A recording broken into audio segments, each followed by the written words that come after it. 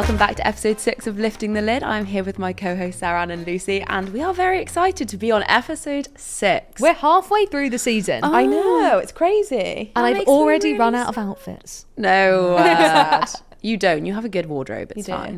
Thanks, guys. We're going to be like Sherlocks before we know it. Yeah, maybe we should do our little, what are we wearing? Go on, Pizza Express. Absolutely savage.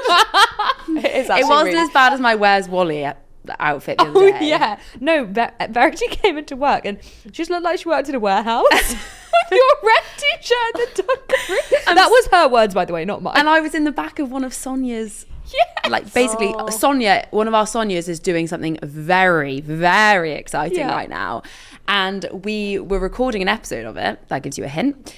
But you don't know which Sonia it is. And they were like, do you mind just like being in the back of this? I was like, I'm wearing this outfit accidentally because I've had to stay in London the night and I don't have a spare top. So now I look like I work in a warehouse. And now this outfit has been canonized and it is going to be forever in my life because I'm in one of Sonia's videos in it.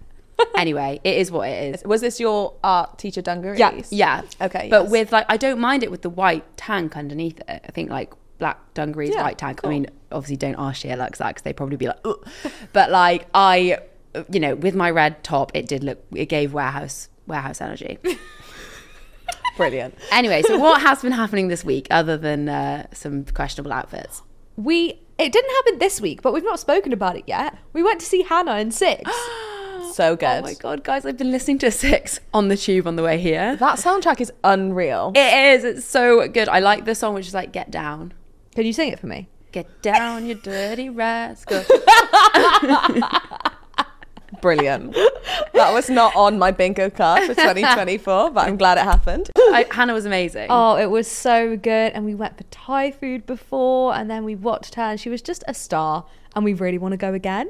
And Seran suggested that we go and we take the whole roster, and I think that is a great idea. I back it. If we say a very expensive outing, so Oz is literally like going to be listening to this like, no. If we say it now, it will happen. Manifest it, Oz. Please, I'm not going to lie. I want it. Like watching Hannah in 6 was probably one of my favorite evenings of the month, maybe. Like it was just so nice, and I love also having talent who are really talented. Yeah. And Hannah is just one of our very talented roster. Yeah, like really talented is an understatement for sure. Yeah. And also it goes like, if we did have the whole roster there, it goes back to what we were saying in the last episode where like it would be great to see in real life them supporting someone else on the roster. I just feel like my heart would actually explode. But I don't know about you guys. I would feel sad for Hannah because I feel she'd be left out. We'd all be there together, like having dinner, having fun all together. But could we do dinner after? Can we do dinner after? It's my thought. Very late. Be like, yeah, Sophie would be like, not Sophie, that was so weird. That was so weird. Oh my God, I was going to say I meant Lucy. That's my sister's name. Lucy would be tucked up in bed. I've only been here for 2 years. You guys are becoming my sisters now. You can be Alicia. That's cute. Yeah, I'll be in bed. If it's after 10 o'clock, sorry. Past my bedtime. Sad. What else has been going on this week? I've had quite a funny brand Sonia encounter. Okay. So one of our Sonias is doing a brand deal with a food brand. I'll just leave it open. And basically Sonia needed to make a recipe for something. And when she was going to the shop, because she was buying the ingredients and the brand was going to reimburse her. And when she was going to the shop, they were like, oh, can you please send us a picture of the peach that you're going to pick in the shop? And she was like, what? And they were like, we need approval on the peaches before you buy them. So they're not confident in their peaches. No. I mean, this is outrageous. So she literally had to go to the shop, take pictures of the peaches and send them in a WhatsApp chat. Like, I was in tears, just being like, how are you going to pick? What is the definition of a good peach? Firstly, I mean, I felt bad for the peaches that didn't get picked. She kept taking pictures, be like, is this one okay? And then eventually we did decide on a peach. And yeah, she's filmed the content now. And has the content been approved? This is literally just the start of the story, guys. It gets a lot worse. So the content wasn't approved. They weren't happy with the peaches. Like, bearing in mind, this is like at their shop. Yeah. That they're selling these peaches and they weren't happy with the peaches they're selling, which is outrageous. Which they're asking her to promote in this recipe. Wild. So she goes, tries to find more peaches, she's sending pictures in the WhatsApp again, and they're really not happy with them. So they basically end up telling her to go home, and then she now has to wait until a new delivery of peaches comes into the shop until they're the perfect peaches. I don't know what makes a respectable peach, but apparently, like, I'm not going to blast the shop, but not this place. Honestly, our job is the most ridiculous thing I've ever heard. Having like a 45-minute back and forth conversation on WhatsApp about a peach. I know. I never thought, like, when I was in school and thinking about what I was going to be doing with my life, I did not think that was going to be on the cards, like, for sure. There's literally people saving lives, and we're out here getting approval on a peach. I know. For a silly little video. I know, it is a bit silly, isn't it? Silly little TikTok. So I actually have something that I want to get your guys' opinion on, and it's about making mistakes in the workplace, but actually not internally, externally. So I had this situation probably about 2 months ago now, and I think I told you about it at the time, but I don't think you've ever heard about this. This is rare. This is actually rare that this happens, because I feel like we share most of, like, the trials and tribulations of the role. So I'm actually I'm seated. Like, I'm literally seated right now. I'm sad. So basically, I was negotiating this partnership for Sonia with a brand, and the package had been agreed, we'd negotiated. I'd actually managed to increase the fee quite considerably, which was great, because at this particular time, Sonia had a lot on. So we were having to be very selective in terms of what campaigns they worked on. And yeah, really happy to lock this partnership in. We were discussing about the other creators that were involved in the partnership. And it was people who were pretty big creators. Actually, I would say, for context, Sonia was the smallest creator on this campaign. And I was like, absolutely pop off, slay for Sonia. Love that. I'm chatting with the person from the agency on email, and then I get another email with the campaign title, but on a new thread. And I was like, oh, this is weird. Like, why are we starting a new thread, guys? What's going on here? And I go on it, and I'm kind of reading. It's quite a long thread, and I'm reading it, and I'm thinking, what are they chatting about? I have not a clue what's going on here. Like, I'm very lost. I'm scrolling, and I see that this is the email chain of the legal team for this campaign. Oh my gosh. Sorry, that's crazy. And I have accidentally been looped into it when they've typed my email as the email to send the creator's contract to.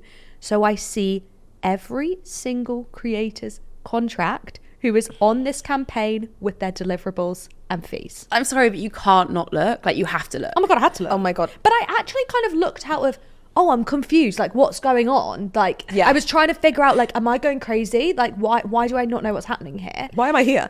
Yeah, I was really not meant to be here. They were speaking in legal words, and I was like, what is going on? And the best part is, our Sonia was being paid the most above these creators that had, like, millions of followers. That is outrageously Right? good. That's so good. Well done. Great negotiation. Thanks so much. I responded being like, hi, little bit confused at what's going on here. Like, can I have Sonia's agreement? And they were like, oh my gosh, you're not supposed to be on this chain. Sorry, accident. Do you know what? This has actually happened to me before as well at Gleam. I got looped into a chain, which is weird as well, because my name's Verity, and it was a completely random chain. Like, it wasn't like, it was just a completely random chain by someone else doing a deal. It was actually with Fearne Cotton's rates. Oh, that's cool. Which was fascinating. But as in, my creators weren't even on the campaign. My creators weren't even doing anything. It was just completely random. Obviously, I had been in conversation with this particular person before. Yeah. And they'd obviously just gone to type in someone's so name. random. Maybe it was a Veronica. Maybe it was another Verity, probably. And I saw this whole thread, and I was like, come on, you've got to have a look. Oh, yeah. Yeah, I mean, I've actually had a similar situation, but instead of being looped into a thread, someone sent me the wrong contract once. And it was, like, someone else's contract completely, so, like, not for our creator. And, oh, bless, like, this PR must have had a nervy bee, because, like, I must have had the email maybe in my inbox, like, 5 minutes, and, like, I'd clicked on the contract and seen, and I was like, whoa. And then she emailed being like, oh my gosh, I'm so sorry, please delete that email, like, I'm so sorry. And because I'm lovely, I did delete it. And I was like, absolutely no worries, that's fine. Like, everybody makes mistakes. Everybody has those days. I didn't know what that is. What? I don't. Oh, Verity, this is you showing your age. No. It's Hannah Montana. Guys, I'm so embarrassed. Why am I so millennial? That's sad for you. Do you know what I actually saw? You know that whole thing, which is like the guy who's like a millennial boss, who's like, oh, I asked my Gen Z to edit this video for me, and it was just like him like... Have you seen that? No. Oh my God, it's so funny. Anyway, I'll show you later. I don't get it. Okay, so basically it's like I asked Gen Z to edit my video for me. Yeah. And it was just loads of clips of him like doing a big breath. Yeah. Like, because obviously like before he starts speaking, he like does like a, and you know, like he's, so she just, rather than, I'm assuming it's a she, could be a he, rather than like clipping together the actual bits he wanted, she just clipped together all of his breaths. Oh, And it saw me off. We got Really millions of cute. views. We'll but do that for you. Thanks. Yeah, you're welcome. So what were Fearne Cotton's rates?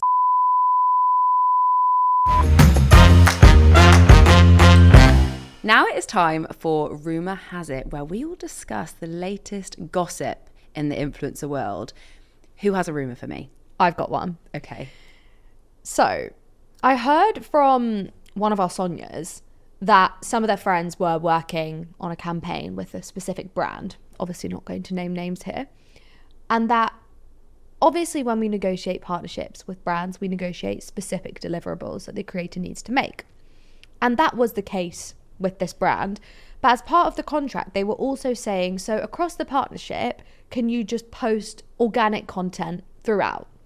So first red flag to me is that's not quantifiable. Like they can literally demand loads of content from you because it just is open-ended. But you know what's even worse, and I think you guys are going to be shook at this, is they was telling the creator that they weren't allowed to put ad on the pieces that were organic, even though they weren't organic at all because they were part of the campaign. They just didn't have specific briefs. But I'm also shook because that's literally written down, which is contractual in many ways. Like it said it in the contracts, guys. In the contracts. What, organic content? Yes. In the contracts. Yes. Who is their legal team? Are they all right? I don't think they have one. Was it a very small brand? Honestly, no. What was the Like- brand? Okay. Oh, I've never heard of that. I haven't heard Really? of them either. No. They're quite big. Yes, I guess like a few years ago they were quite small, but they are like relatively big now and working with lots of creators. And they actually wanted to work with our Sonia. Our Sonia. Our Sonia. Our Sonia from back home.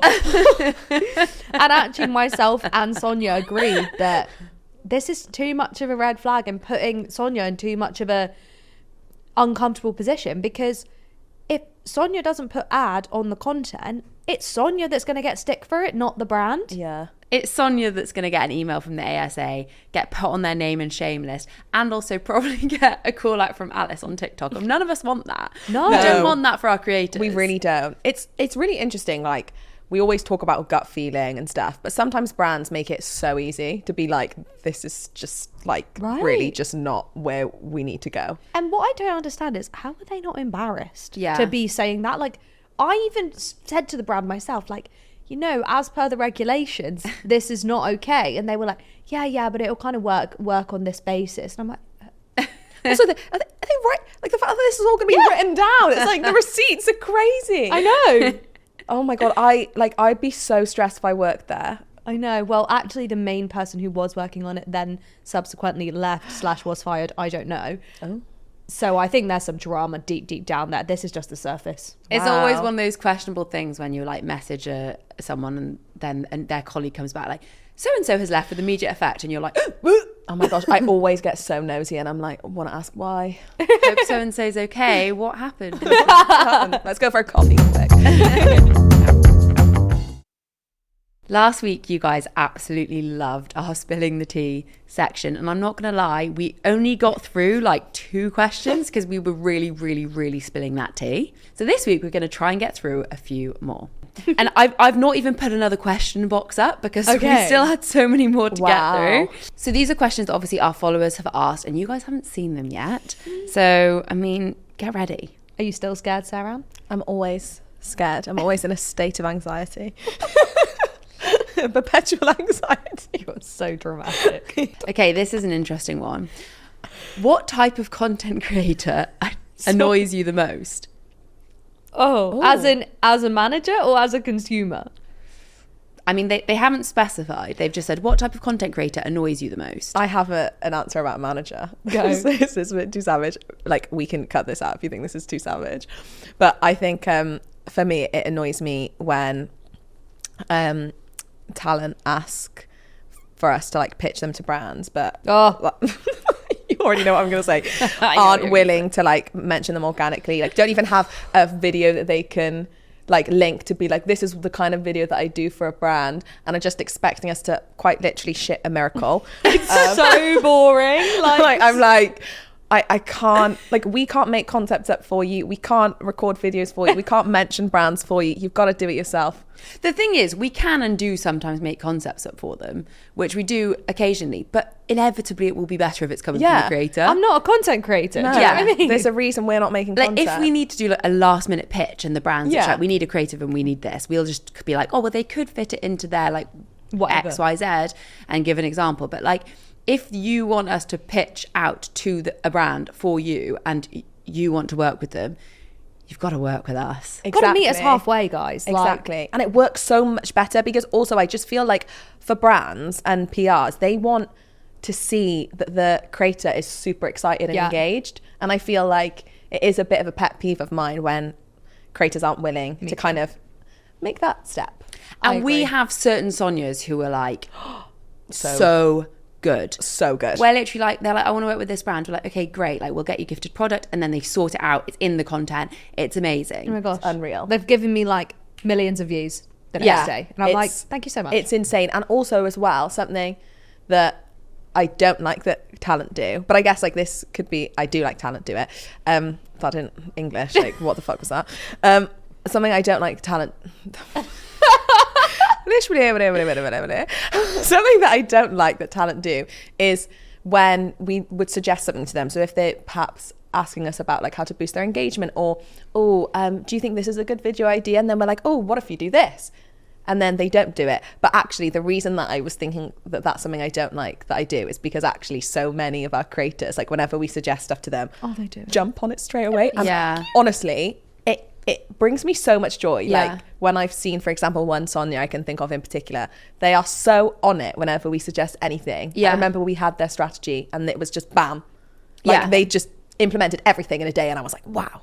Exactly. And that is what our trials are for, because I feel like that really gives us an idea as to like what works and like the fact that we are all on the same page and the same level. So to confirm, the Sonias that Sarah and were talking about there were probably not Sonias, they're Sally's. Oh yeah, Sally's. Sorry, not Sonia's. I'm not annoyed at any of the creators on our roster currently. Or ever. Just to be clear. Yeah, just to be clear. Sally's and Susan's. What about you, Lucy? Any kind of content creator that annoys you? I mean, that is a major one for me. I think that really grinds my gears. What about content creators you consume? I know someone that annoys you, but it's inappropriate. Who annoys me? I we won't talk about I think this. she annoys a lot of people. Yeah, and I think that's just a personal vendetta that I have. Yeah. Do you know what? Whoa. Actually, I think when I'm watching someone and they're annoying me, like let's say I'm like watching them on YouTube or something and they're annoying me, it's me. Like as I've got older, I've realised this is a me problem. Oh yeah, 100%. Like why am I watching? Like if they're like, it's a me problem. This particular creator is exposing something in me. I'm clearly like jealous or something. Like I'm watching you and getting annoyed because I'm jealous of you. But like obviously, just to confirm, I would never ever troll anyone or anything. Oh my god, no. But what I mean is, sat home like on but Tattle. what I mean is like, you know, when someone's just like a little, just getting on your nerves a little bit, but you're watching them and you're choosing to watch them. That is a you problem. 100%. I feel attacked. Sorry. Wow, Lucy. I should do that down the barrel. That's a you problem. No, do you know what I mean though? I think that is. Yeah, it's a reflection on the person consuming the content rather than the creator themselves. Yeah. But also we're all human. Like there's just going to be people that just like annoy us. Yeah. And it's part of life. just mute them. Mute. Control Alt Delete. Yeah. People who trigger me online, even like in my personal life, I just mute straight away. I'm like, mute. That is, I love that. I think that's such a like green flag of yours. I feel like it's changed my life. Like protect your energy. Like they are triggering you because of your own insecurities or whatever it is. Yeah. And like I feel like you have to be self-aware enough to then just mute them and just remove that from your life. Yeah. Makes you feel better. Someone's put here, why did you not take your talent with you from Gleam? I'm assuming that is a question for me. Well, we didn't work there, so that's I can't answer that one. I don't feel like it's that deep, to be honest. So like there obviously were certain creators who would have wanted to have come with me, and that was a conversation that was had. However, for me, like I just, and this is no shade on anyone who has done this, because you know, each to their own, but like it's like I don't want to bite the hand that feeds me kind of thing. Like I worked at Gleam for so long and they literally taught me everything. Like it felt really wrong to go about doing that. Like, and again, like I'm saying, that's no shade to anyone, so I need to be really careful what I'm saying. Yeah. But like it meant so much to me that I was able to go off on my own onto like TikTok and find my own clients and build my own brand and like build my own roster that like had values that aligned with mine. And that means a lot more to me than, and also like Gleam, whilst it now no longer exists, like I didn't want to burn bridges within the industry. Like I feel like that would have so done that, and the chaos that has ensued with all of that going on, like I'm glad I wasn't involved in any of it. And I think what I remember you saying is it depends on when you left. Like you left at a time where Gleam was very much still the Gleam that we all remember and was like in its heyday, whereas the people that left towards the end, it was a different story because it was closing down. So like realistically, the talent needed somewhere to go. They weren't going to get management anymore. Yeah, exactly. And I think like that's exactly it. And lots of great managers have gone off with the Gleam talent right at the end, and that makes sense. Yeah.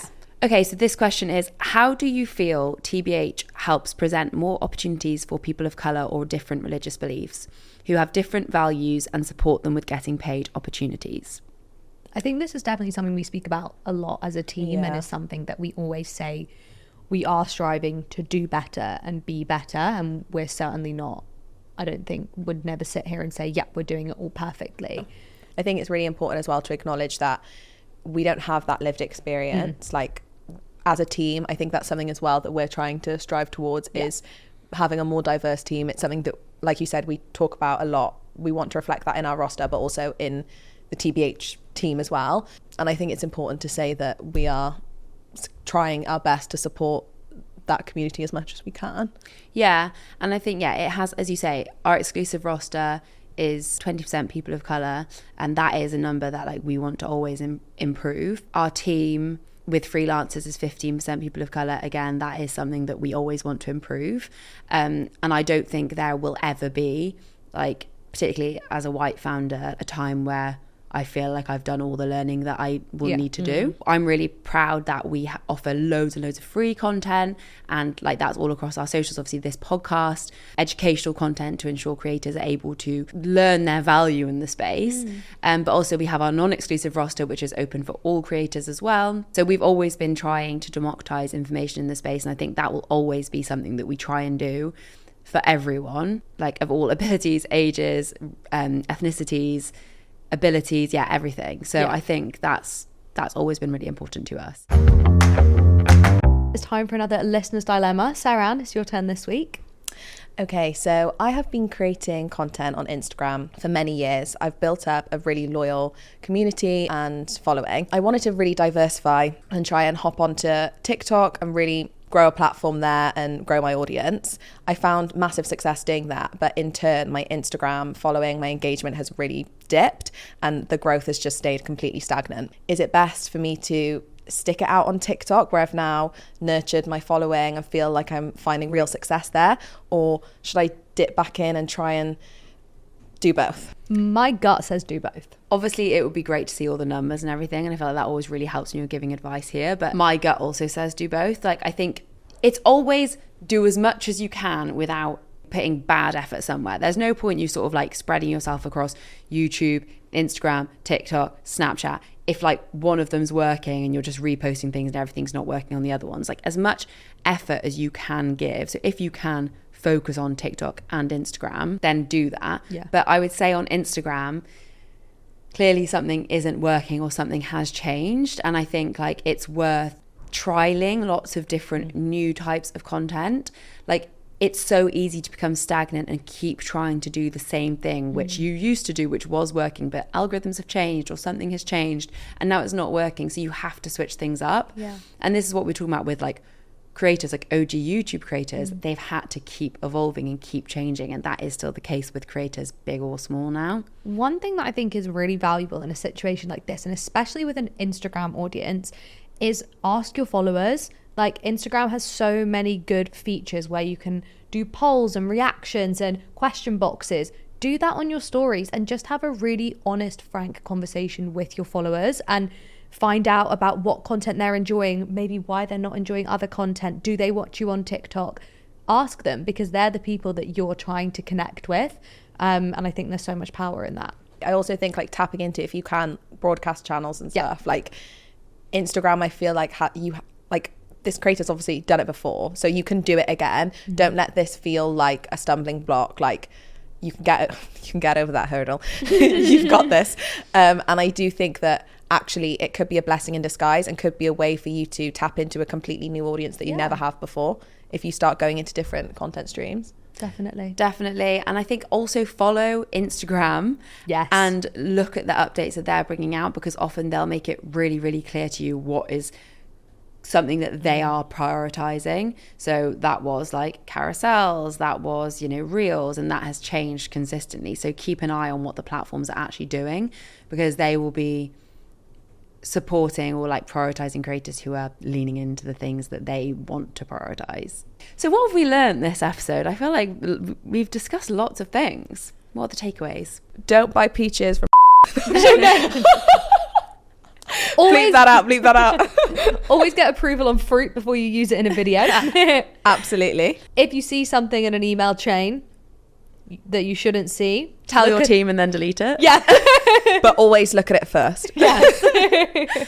And follow Instagram and the platforms on their own platforms so you can keep up with their updates. Definitely. Thank you so much for tuning in to episode 6 of Lifting the Lid. We are absolutely loving doing this. Please make sure to like and subscribe wherever you get your podcasts. And don't forget to follow us over on our socials at TBH Talent. And you can watch the full episode on YouTube. Just search TBH Talent. Bye. The double wave. The double wave from you both. I didn't get the memo.